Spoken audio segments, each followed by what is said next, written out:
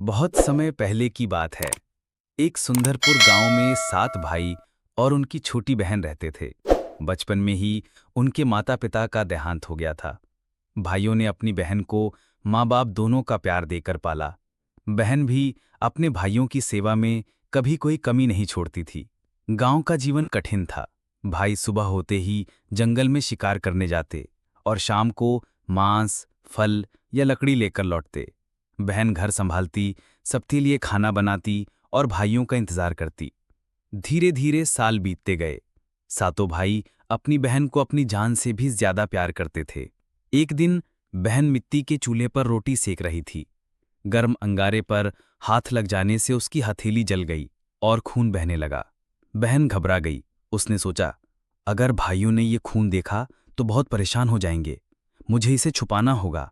उसने जल्दी से खून को कपड़े से पोंछा, लेकिन दाग साफ नहीं हुआ। फिर उसने सोचा, रोटी पर यह खून लग जाए तो शायद किसी को पता न चले। वह खून रोटी में लग गया और पकते पकते उसका स्वाद बदल गया। शाम को भाई जब लौटे और रोटी खाई तो हैरान रह गए। वे बोले, बहन, आज तो रोटी अद्भुत स्वाद की है। ऐसा स्वाद हमने पहले कभी नहीं चखा। बहन ने सिर झुका लिया और चुपचाप सुनती रही। अगले दिन भाइयों ने बहन से जिद की कि बताओ, रोटी इतनी स्वादिष्ट कैसे बनी। बहन ने सच्चाई छुपाने की बहुत कोशिश की, लेकिन जब भाइयों ने जिद की और कसम दिलाई तो उसे सच बताना पड़ा। उसने कहा, भैया, कल मेरी हथेली जल गई थी और खून रोटी पर लग गया। उसी वजह से रोटी का स्वाद बदल गया। भाइयों ने ये सुना तो उनमें से बड़े भाई के मन में बुरा ख्याल आया। वो बोला, अगर बहन का खून इतना स्वादिष्ट है तो उसका मांस कितना स्वादिष्ट होगा। 6 भाई उसकी बात मान गए, पर सबसे छोटा भाई जोर से चिल्लाया, भैया, ये कैसी बात कर रहे हो? हमारी बहन हमारी जान है, हम उसे कैसे मार सकते हैं? बड़े भाई ने उसे डांट दिया और कहा, छोटे, जब बड़े लोग कोई बात करते हैं तो छोटे को बीच में नहीं बोलना चाहिए। छोटा भाई रोता रहा, पर किसी ने उसकी ना सुनी। कुछ दिनों बाद बड़े भाई ने योजना बनाई। उसने बहन से कहा, बहन, अब तुम बड़ी हो गई हो, हमने तुम्हारे लिए एक वर्ड ढूंढा है। आज हम तुम्हें उसका घर दिखाने ले चलेंगे। बहन ये सुनकर खुश हो गई। उसने जल्दी से तैयार होकर भाइयों के साथ चलना शुरू किया।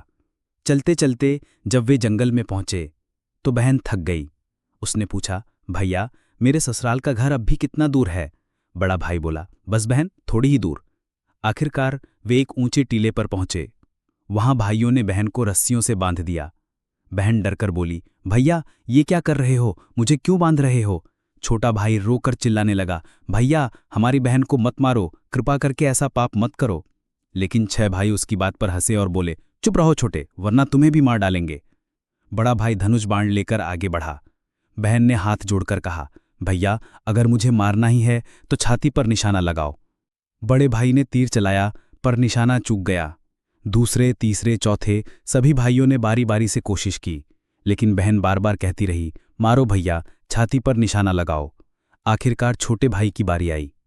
6 भाई चिल्लाए, अगर तूने निशाना नहीं लगाया तो तुझे भी मार डालेंगे। छोटा भाई कांपते हुए तीर चलाता है और बहन की छाती में तीर लग जाता है। वो वहीं गिरकर तड़पने लगी और थोड़ी देर बाद प्राण छोड़ दिए। 6 भाइयों ने बहन के शरीर के टुकड़े करने शुरू कर दिए।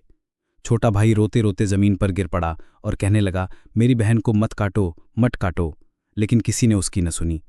बड़े भाई ने छोटे भाई को आदेश दिया, जा लकड़ियां लेकर आ, और सुन, अगर लकड़ी नहीं लाया तो तुझे भी मारकर पका देंगे। छोटा भाई रोते हुए जंगल की ओर गया। वहां एक नाग प्रकट हुआ। नाग ने कहा, बालक, क्यों रो रहे हो? छोटा भाई बोला, मुझे छोटे रस्से से ढेर सारी लकड़ी लानी है, वरना भाई मार डालेंगे। नाग बोला, रो मत, मैं अपनी देह से लकड़ियों को लपेट देता हूं, तो बस चुपचाप ले जाना। नाग की मदद से छोटा भाई लकड़ी ले आया। फिर भाइयों ने उसे छेद वाला घड़ा दिया और कहा, जाओ इससे पानी लाओ, अगर पानी नहीं लाए तो जान से मार देंगे। छोटा भाई रोता हुआ नदी किनारे बैठा। तभी एक कछुआ आया और बोला, मैं छेद बंद कर दूंगा, तू पानी भर ले। कछुए ने छेद बंद कर दिया। 2 मछलियां और एक केकड़ा भी घड़े में घुस गए। छोटा भाई पानी लेकर लौटा। जब भाइयों ने बहन का मांस पकाया तो छोटे भाई ने चुपके से उसमें मछली और केकड़ा डाल दिए। बाकी भाई बहन का मांस खाते रहे और छोटा भाई मछली की कड़ा खाकर बच गया। छोटे भाई ने बहन की हड्डियां मिट्टी में गाड़ दी। कुछ साल बाद वहां एक पीपल का पेड़ उग गया। एक दिन एक महात्मा वहां से गुजरे। उन्होंने पेड़ की एक शाखा काटकर वीणा बनाई। जब वे वीणा बजाते तो उसमें से आवाज आती, यही हैं हत्यारे भाई, यही है निर्दयी जिन्होंने अपनी बहन को मार डाला। महात्मा जब गांव पहुंचे और भाइयों के घर गए तो वीणा से ये रहस्य सबके सामने खुल गया। छयों भाई डर कर कांपने लगे।